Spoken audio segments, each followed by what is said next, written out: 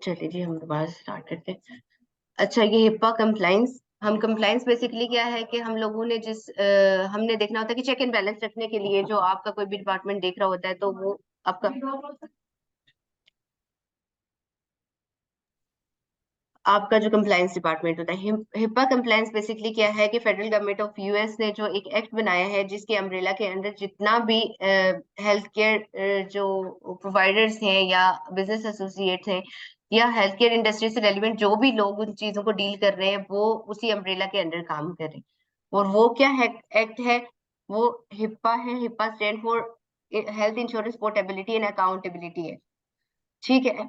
उसमें हम लोग क्या चीजें देख रहे होते हैं कि जो पीएचआई है, पीएचआई प्रोटेक्टेड हेल्थ इंफॉर्मेशन है, ये आपको मेडिकल बिलिंग में बहुत ज्यादा सुनने को एक चीज मिलेगी। पीएचआई प्रोटेक्टेड हेल्थ इंफॉर्मेशन क्या होती है? किसी भी पेशेंट की जो हेल्थ की इंफॉर्मेशन है, ठीक है, कि इधर उसको क्या बीमारी है, उसकी हेल्थ कंडीशंस क्या है, उस पर क्या ट्रीटमेंट्स ले रहा है, ये सारी चीजें होती हैं।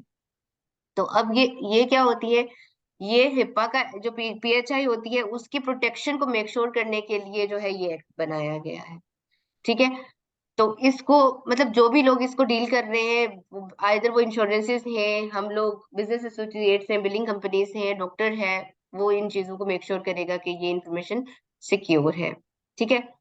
अब हम जैसे कह रहे थे कि कवर एंटिटीज हैं, कवर एंटिटीज में क्या कौन से आगे? Health care provider.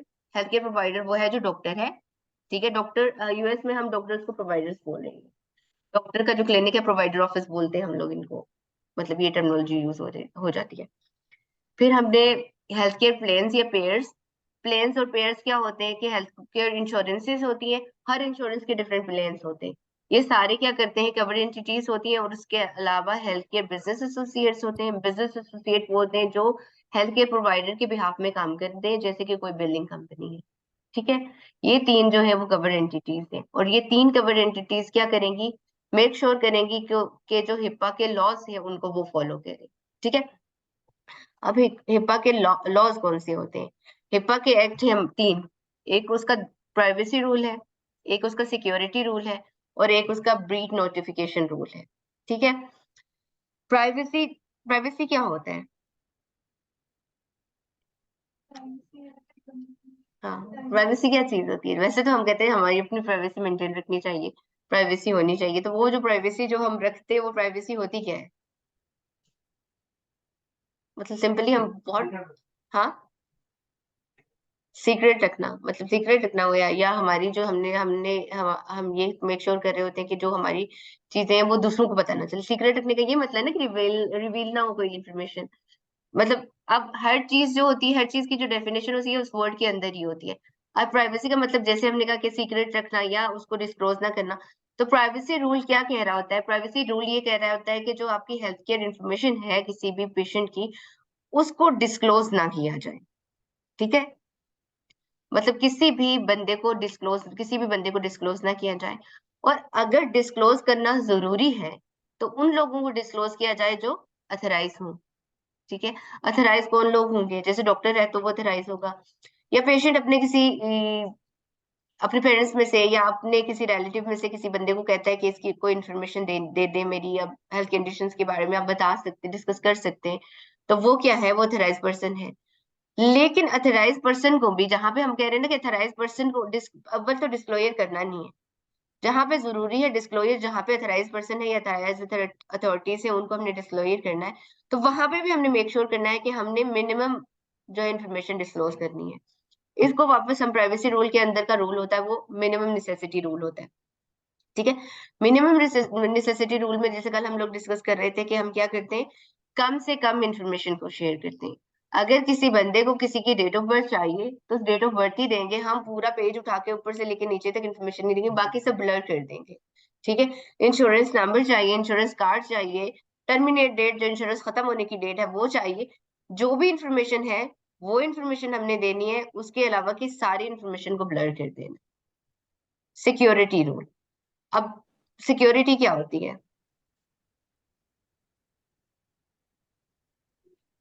वैसे सिक्योरिटी क्या होती है इसका नहीं कह रही मैं।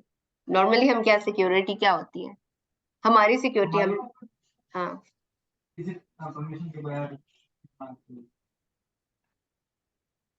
मतलब हम, मुझे अगर मैं कहूँ कि मुझे सिक्योरिटी की जरूरत है, मतलब मुझे सिक्योरिटी की जरूरत है, सिंपल, तो इसका क्या मतलब होगा?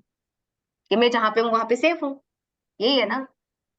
डेफिनेटली सिक्योरिटी का ये मतलब है कि आप सेफ हो। ठीक है। आप देखिए कि हर हर जो वर्ड है ना वो अपनी एक्सप्लेनेशन खुद ही बता रहे हैं।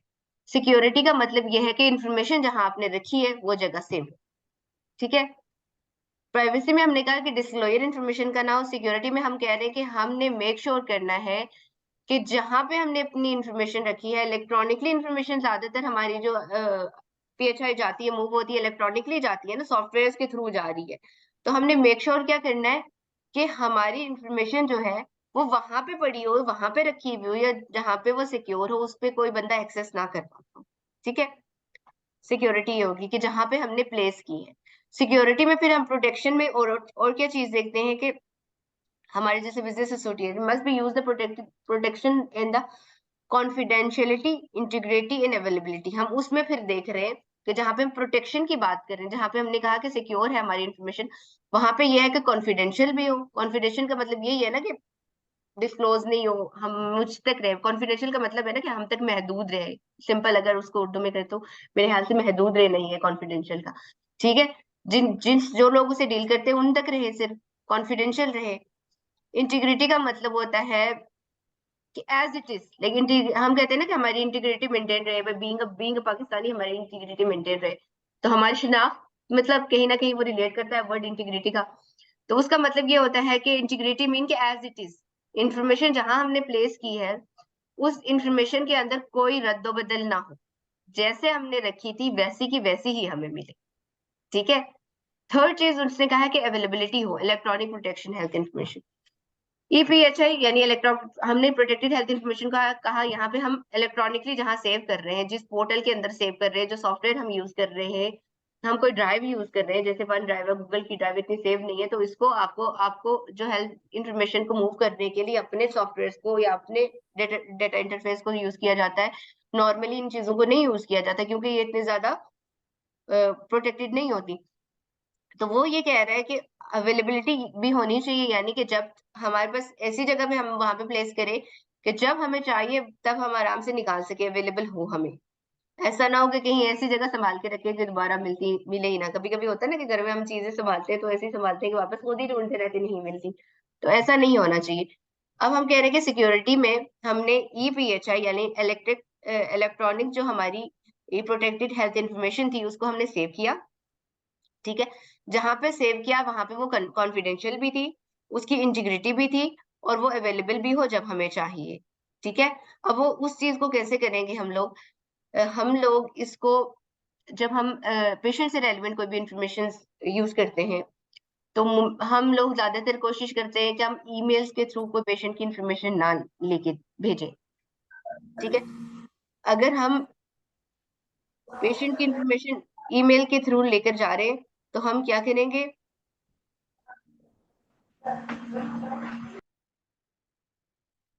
हम ऐसे करेंगे कि ईमेल में अगर थोड़ी सी इंफॉर्मेशन हमने पेशेंट की इंफॉर्मेशन भेजी है तो ईमेल हमारी पासवर्ड प्रोटेक्टेड होनी चाहिए। ठीक है।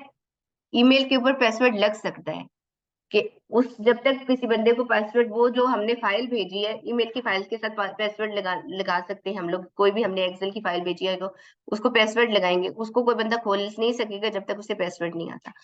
लेकिन हम अगर पासवर्ड प्रोटेक्टेड फाइल भेज रहे हैं तो सेम ईमेल के अंदर पासवर्ड नहीं भेजेंगे। ये नहीं होगा ऊपर फाइल होगी नीचे हम पासवर्ड लेके भेज रहे हैं, जो उस बंदे को गलती से फाइल जा रही है वो पासवर्ड वहां से कॉपी करके उसको डाल के खोल रहे हैं। तो हम क्या करेंगे? अव्वल तो ईमेल को हम इतना रिलायबल सोर्स ही नहीं कंसिडर करते। ठीक है। लेकिन अगर हमारे पास ईमेल ही, एक हमारे पास लास्ट चॉइस है कि ईमेल ही हमने करनी है, तो ईमेल में जो भी फाइल होगी वो पासवर्ड प्रोटेक्टेड होगी, और उसका पासवर्ड जो होगा वो नेक्स्ट ईमेल में जाएगा। एक ही ईमेल में फाइल और पासवर्ड नहीं जाएगा। ठीक हो गया।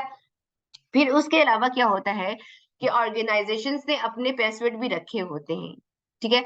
Different category one category to के पासवर्ड्स होते हैं। इस तरह से हो गए कि जैसे अगर मैं, हम एक टीम है और हमें पता है कि कैटेगरी वन की या कैटेगरी टू हमारी मैनेजमेंट के लिए अलग पासवर्ड यूज होगा, जो टीम डायरेक्टली डील कर रही है उसके लिए अलग। हमको पता है कि हमारा इस महीने का कैटेगरी वन पासवर्ड क्या जा रहा है। ठीक है। हम सारे यहाँ से रेलिवेंट लोग हैं, हमें पता है सिर्फ। हमसे बाहर किसी बंदे को नहीं पता। और हमने एक ईमेल भेजी और उसमें मैंने लिख लिया कि कैटेगरी 1 या कैटेगरी 2 पासवर्ड प्रोटेक्टेड फाइल। तो इसका मतलब है कि कैटेगरी 1 पासवर्ड क्या है वो हमें ही पता है। मैंने अगर फॉर एग्जाम्पल के अभी मार्च का महीना है तो मैंने उसका नाम रखा है 03/2023, ऐसे कुछ रख लिया। ये मार्च मतलब मार्च 2023 उस पासवर्ड का नाम है, या आगे पीछे वही महीना नहीं, आगे वाला महीना या पीछे वाला महीना, कोई भी चीज करने के लिए।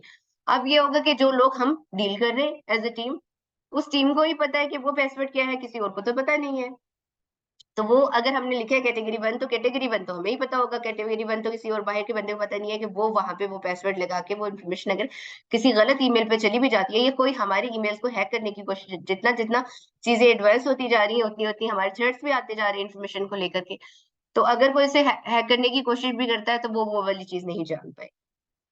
लेकिन हम उसको जो फाइल्स हैं उनको ट्रांसफर करने के लिए ई ब्रिज होता है हमारा, और डिफरेंट प्रोटोकॉल्स होते हैं जिनको फॉलो। ई ब्रिज हमारा एक किसी तरह का लाइक एक मीडियम है जिसके थ्रू जो है आपकी जितने भी स्कैन्स की फाइलें वो आ सकती हैं। उसमें ये होता है कि यूजर नेम और पासवर्ड लगता है। यूजर नेम पासवर्ड वो होते हैं कि जो ईब्रिज का पोर्टल जिसने बनाया है, मतलब जिसने परचेज की, क्योंकि आउटसोर्स करते हैं उसके लिए थोड़ा पैसे वैसे देने पड़ते हैं।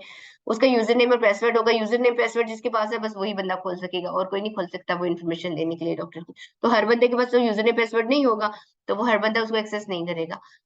ये जो मीडियम्स हैं वो सिक्योर है, रेदर देन कि हम वो मीडियम यूज कर रहे हैं कि जो इनसिक्योर है। जैसे कि हम गूगल ड्राइव, जैसे मैं ये डाल रही हूँ गूगल ड्राइव के अंदर, तो ओपन कर दिया मैंने, सब आप लोग एक्सेस करते हो, आगे जिस बंदे को दो ओपन टू एक्सेस है ना, मैंने तो चेक लगाया ही नहीं है ना कोई।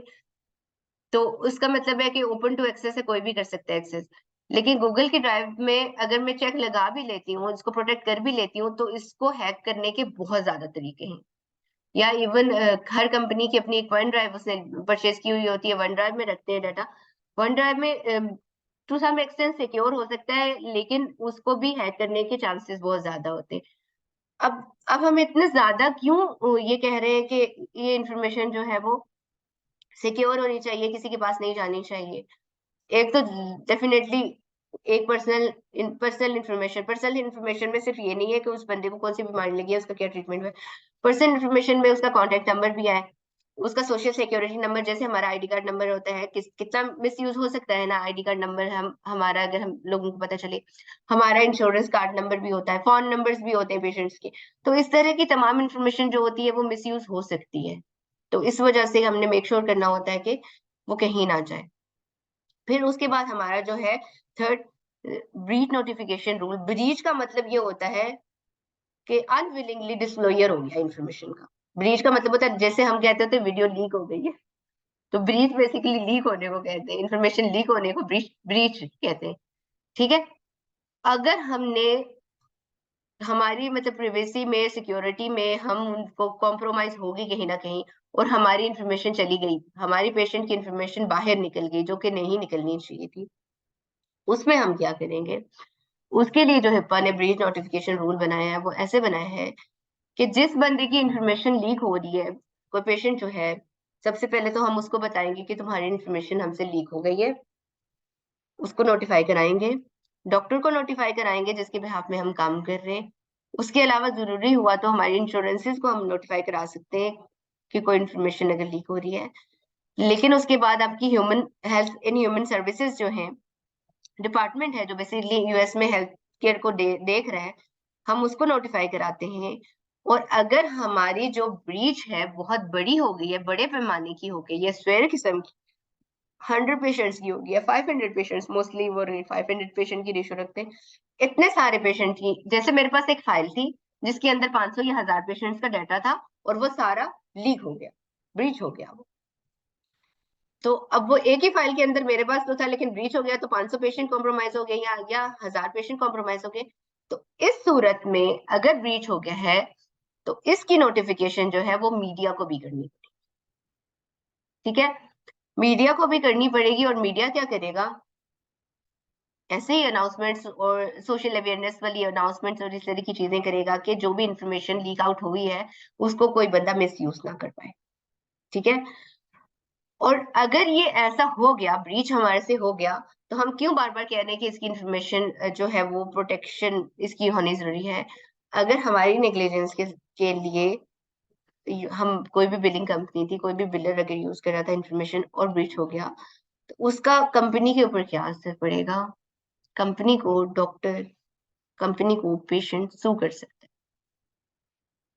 डेफिनेटली उसकी इंफॉर्मेशन ब्रीच हुई है ना, तो वो किसी भी बंदे को जो कि जिसकी वजह से वो इंफॉर्मेशन गई है, लीक हो गई है, वहां पे तो मीडिया, अब देखो मीडिया में अगर कोई इंफॉर्मेशन चली गई है या हेल्थ एंड ह्यूमन सर्विसेज को चली गई है इंफॉर्मेशन, तो इसका मतलब है कि उसका, उस डॉक्टर का गुडविल कितना खराब हो रहा है कि उसके पास से इंफॉर्मेशन लीक हुई है। फिर उस डॉक्टर के तो गुडविल खराब हो गया। यूएस में तो बस कुछ नहीं करते लोग, ऐसा प्रोटेस्ट नहीं होता जैसे कि पाकिस्तान में होता है। यूएस में बस एक प्ले कार्ड लेके सामने खड़े हो जाए क्लिनिक के, तो बस वही उसकी बेइज्जती के लिए बहुत काफी है रेस्ट ऑफ द लाइफ, कि बस ये ऐसा हुआ था। इसके अलावा सेवेरिटी के ऊपर हो सकता है, उस पे केसेस कर सकते हैं, सूज जो मैंने आपको बताया कि सू करते, जुर्माना कर देते। इसी तरह से बिलिंग कंपनी पे भी सू हो सकता है। प्रोवाइडर कर सकते हैं सू, प्रोवाइडर पे करेगा पेशेंट सू, और डॉक्टर करेगा हम पे सू। ठीक है। और सू भी थोड़ा नहीं होता, लाइक मतलब ऐसे होता है 50-50 हजार डॉलर्स का, और इतना इतना इससे ज्यादा वाला सू, मतलब हमारी नियर बाई कंपनीज इस तरह के सूज दे चुकी हैं अगर इंफॉर्मेशन डिस्क्लोज होती है।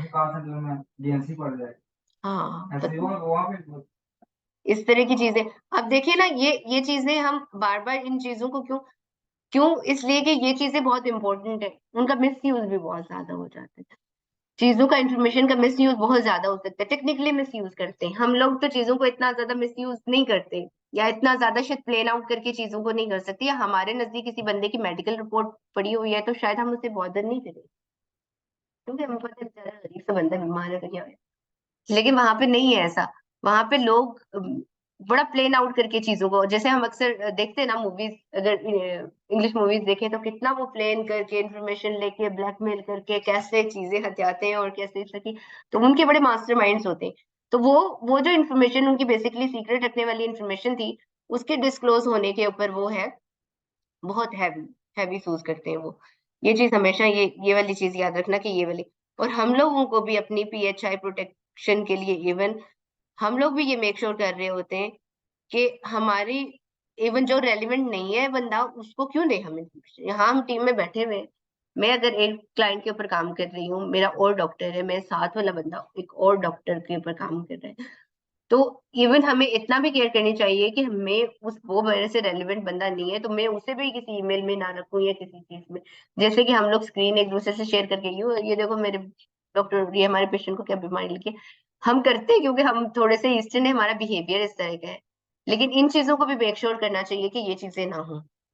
वरना तो नॉर्मली ये होता है कि हम कभी भी पेशेंट नोट लिखे हुए होते हैं, पेशेंट ने कोई ऐसी चीज लिखी हुई है, उसकी इतनी ऐसी कोई बेतहाशा बीमारियां हो, तो कोई इस तरह का की चीज हो, तो हमारे लिए वो इंटरेस्टिंग होती है, दूसरे को बुला बुला के कहते हैं देखो जरा हमारे पेशेंट को क्या हुआ है, या उसने कैसी विल लिखी हुई है। पिछले दिनों एक पेशेंट एक था, तो उसने अपनी अपनी मेडिकल जो उसके वो रिपोर्ट थी, उसके अंदर हैंड रिटन उसकी ना विल भी लिखी हुई थी। उसने बेचारा बहुत बुजुर्ग सा था, उसको पता नहीं कितने कोई ऑपरेशन हुए हुए थे, तो उसने बीच में से लिखी हुई थी, विल भी लिखी हुई थी, वो विल में लिखा हुआ था कि मेरी जो चीजें पता नहीं किसको दे देना, किसको दे देना, ऐसे ऐसे कुछ लिखा हुआ था। मुझे वो नजर आया, मैंने अपनी वो मैम को भेजा, मैंने कहा मैम देखे बेचारा, और वो सारे वो उसके पूरा वो देख रहे, सिंपैथीज भी उसके लिए आ रही, बेचारा इतना दुखी, बेचारा कैसे स्टेट ऑफ माइंड में हुआ होगा, बीमार था वो सारा उसने एक्सप्रेस किया हुआ उधर लिखा हुआ। तो इस तरह की चीजें ये है कि हम लोगों को मेक श्योर करनी है कि हमने इन चीजों की हिफाजत करनी है, तो मतलब मॉरली भी, और जो हमारे एज पर लॉ है, इन चीजों को फॉलो करना जरूरी है। इन्हीं चीजों को हमने रूल्स को ना थोड़ा सा एक्सप्लेन में डिफाइन कर लिया है, वैसे मैंने बता दिया है। अब मैं आपको एक बताती हूँ, हमने यहाँ पे एक चीज देखी थी जहाँ पे हमने देखा था ब्रीड नोटिफिकेशन, जहाँ पे हम मीडिया की बात कर रहे थे, वहां पे health in human services HHS का जिक्र था। ऐसी तमाम ऐसी तमाम इंफॉर्मेशन, एक और मैं बताती हूँ कि डिस्क्लोजर हम ऐसे भी कर सकते हैं कि हमने अथराइज नहीं है कोई बंदा, या ऐसा कोई बंदा, ऐसी तमाम इंफॉर्मेशन हमें अगर लग रही है बीइंग बिलर, बिजनेस एसोसिएट काम करते हुए डॉक्टर के पास कोई पेशेंट अगर जा रहा है, कोई पेशेंट अगर जा रहे हैं कंटिन्यूसली, उसके पास बहुत सारे पेशेंट जा रहे हैं एक ही तरह की, लाइक कोई मेडिसिन डॉक्टर उन्हें दे रहा है, या ऐसी कोई, लाइक जैसे पेन पेन मैनेजमेंट की मेडिसिन होती है, हम लोग अक्सर लोग बीमार होते हैं तो बहुत सारी दवाइयां हम यूज करते हैं, उनकी हमें एडिक्शन भी हो जाती है। ऐसे है ना कि हम लोगों को बड़ा बार बार यूज करने की आदत पड़ गई होती है। हमने ये मेक श्योर भी करना है कि हमारा डॉक्टर कोई ऐसी दवाइयां तो नहीं दे रहा कंटिन्यूसली। ये चीज भी मेक श्योर करनी है, हमने अपने डॉक्टर पे भी बड़ी नजर रखनी होती है। कंप्लायंस के अंडर हमारा डॉक्टर भी आ रहा है। इवन हमें अपने डॉक्टर के अंदर कोई गलत चीज नजर आ रही है तो हम अपने कंप्लायंस डिपार्टमेंट को बताएंगे कि ये चीज तो मुझे नहीं सही लग रही है। कोई ऐसी, स्पेशली इस तरह की मेडिसिन होती है, पेन मैनेजमेंट की मेडिसिन ऐसी होती है कि पेन किलर्स बहुत ज्यादा लगा लिए, या इस तरह की दवाइयां हमारे यहाँ, जैसे हमारे यहाँ तो बहुत एडिनेक हम लोग एलर्जी के लिए यूज करते हैं, एडिनेक नशे के लिए यूज करते हैं, मार्केट में होती ही नहीं है, लाइक अवेलेबल ही नहीं होती। पिछले पता नहीं कितने दिनों से मैं ढूंढ रही हूँ, मुझे नहीं मिले। मुझे एलर्जी के लिए मैं उसको यूज करती हूँ, तो लोग उसकी एडिक्शन के लिए भी यूज करते हैं। अव्वल तो 2 पत्ते तो जिंदगी में कोई आपको फार्मेसी नहीं देती, एक मतलब मुश्किल से दे दे तो कहते हैं दो तो दे दे ही नहीं। और अभी तो बिल्कुल वो मार्केट में पीछे से आना बंद हो गई है, क्योंकि लोग, उसकी एडिक्शन है लोगों को। तो इस तरह की मेडिसिन जो है वो यूज करते हैं। दूसरी बात है कि हम लोग इस तरह की भी चीजें देखते हैं कि कोई ऐसी बीमारी जो कम्युनिटी को इफेक्ट कर रही है।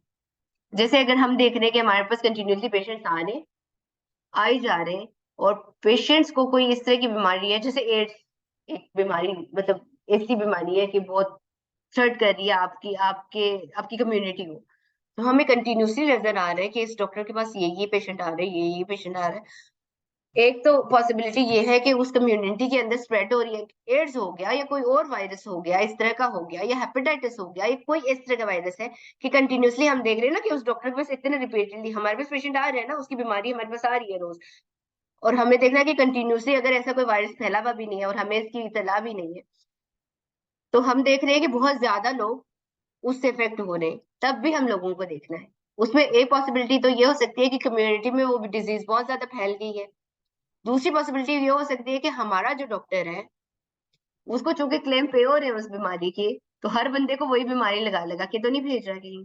ठीक है, ये चीजें थोड़ा सा हम लोगों ने ना अपना माइंड बड़ा हाजिर दिमागी रख के, तो ये नहीं कि जो उसने दे दिया आपने एंटर कर दिया दैट्स इट, घर चले गए। आपको ये चीजें भी करनी है। इस तरह की सूरत हाल में भी आप लोगों को देखना पड़ता है। दूसरा कि जैसे आपकी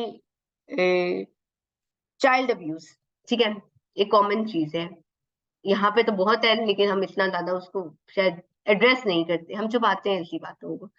लेकिन अगर आपको नजर आ रहा है कि आपके डॉक्टर के पास कोई पेशेंट गया है जो चाइल्ड अब्यूज हुआ है, या कोई भी और अब्यूसिव कोई भी उसके ऊपर कोई भी एक्टिविटी हुई है या इस तरह की चीजें, तो इस तरह की कोई भी चीज है, उस सूरत में भी आपको जो है एचएसएस को इन्फॉर्म करना पड़ता है, आपको करना है। ये बीइंग बीइंग बिलर या बीइंग डॉक्टर, डॉक्टर्स की भी वो रिस्पॉन्सिबिलिटी है, और हम अगर उन चीजों को देख रहे हैं तो हमारी भी वो रिस्पॉन्सिबिलिटी है कि हम करें, कि हमें नजर आ रहा है कि ऐसा कुछ हो रहा है, तो क्या कोई बंदा ऐसा तो नहीं है कि वो छुपा रहा है, डर रहा है, या ऐसा कुछ तो नहीं हो रहा, कुछ इलीगल तो नहीं हो रहा। तो हमें मेक श्योर करना होता है कि ऐसा कुछ ना हो रहा हो हमारी तरफ। तो बिलिंग बिलिंग का मतलब हरगिज सिर्फ ये नहीं है कि हमारे पास आया, डेटा हमने एंटर किया और दैट्स इट, हम घर चले गए। हमारे पास एक रिस्पॉन्सिबिलिटी है। सिर्फ ये रिस्पॉन्सिबिलिटी नहीं है कि हमने डॉक्टर के फाइनेंशियल्स को देखना है, हमारे पास ये रिस्पॉन्सिबिलिटी भी है कि हमने उन चीजों को मेक श्योर करना है कि वो प्रोटेक्टेड हो, और ये भी मेक श्योर करना है कि कम्युनिटी के ऊपर जो चीजें उनके असरात हैं वो ठीक जा रहे हैं। ठीक है, तो ये बेसिकली हिप्पा इस चीज को देख रहा है। ठीक है, फिर हिप्पा के बाद जो ये हिप्पा के बाद उसका कि डिफरेंट ऑमनिबस रोल बना था एक उसका, वो हाईटेक बना था हिप्पा के बाद। इसके ना टेक्निकल चीजें 96 में ये हुआ था, फिर 2001 में या 2000 में वो उसका हिप्पा ऑमनिबस बना था, हाईटेक बना था कि टेक्नोलॉजी का यूज में मेक श्योर करना है कि टेक्नोलॉजी का यूज जब हो रहा है तो आपकी इंफॉर्मेशन जो है वो ब्रीच नहीं हो पा रही। तो जैसे जैसे पहले दौर था तो चीजें मैनुअल हो रही थी, स्कैन हो रही थी, जैसे टेक्नोलॉजी आती गई चीजें इजी होती गई, लेकिन इजी होने के साथ साथ जो अनसेफ भी होना शुरू हो जाए, क्योंकि हैकर्स भी उतने ही इंटेलिजेंट, जितनी टेक्नोलॉजी इंटेलिजेंट होती गई है उतने हैकर्स भी इंटेलिजेंट होती गई।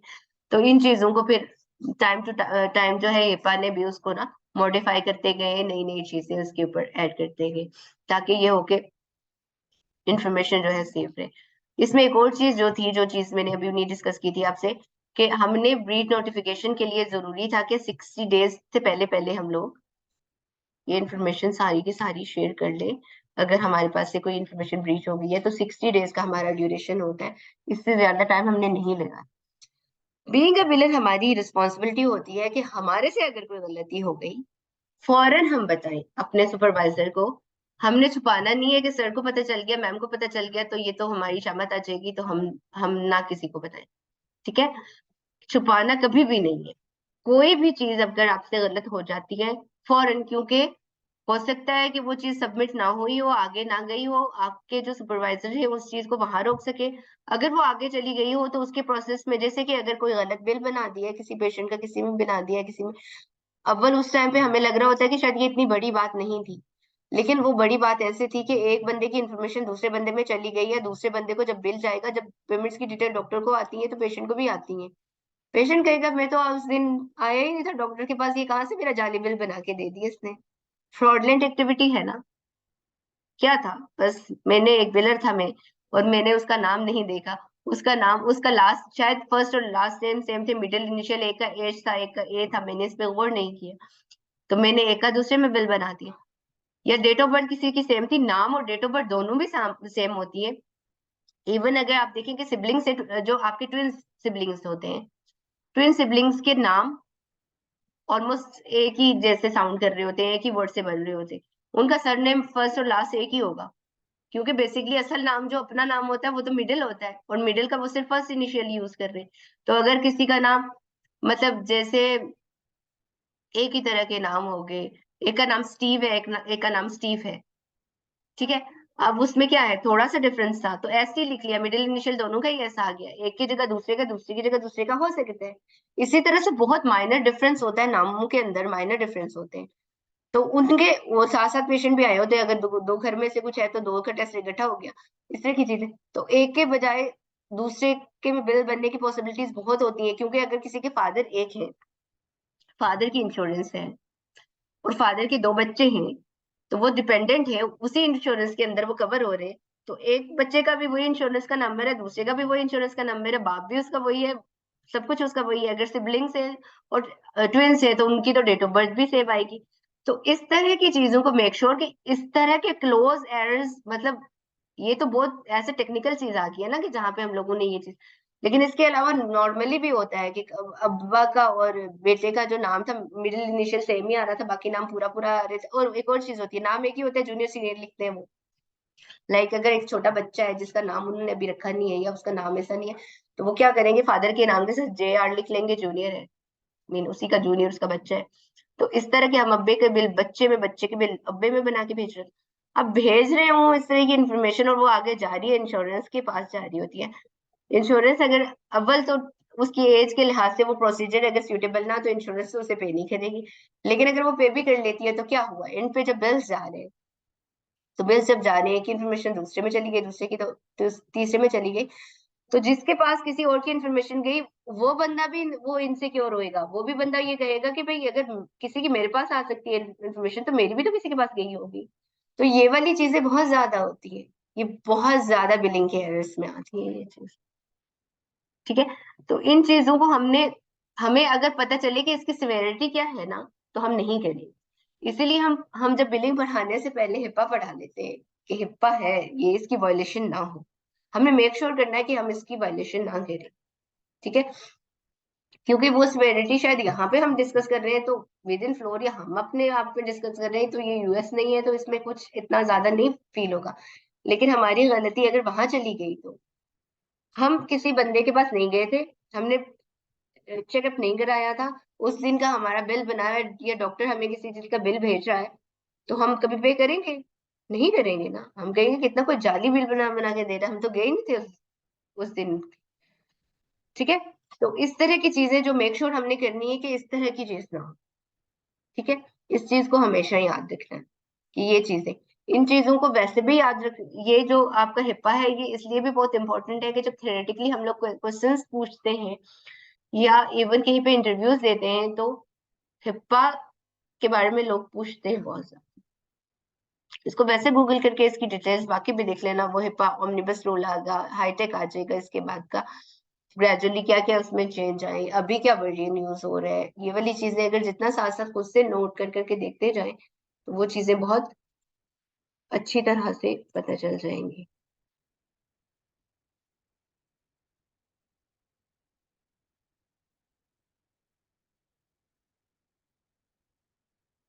आप लोगों ने कोई क्वेश्चंस करने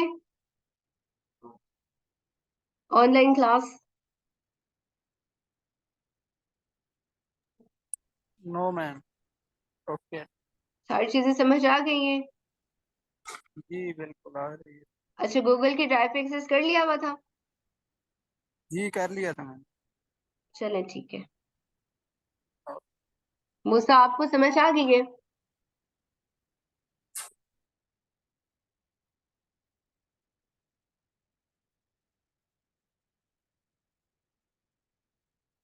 आप लोगों को कोई क्वेश्चन करना है तो बता दें।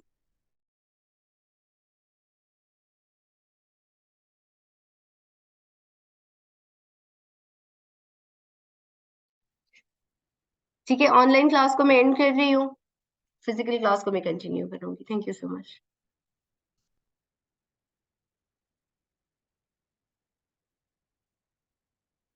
बस।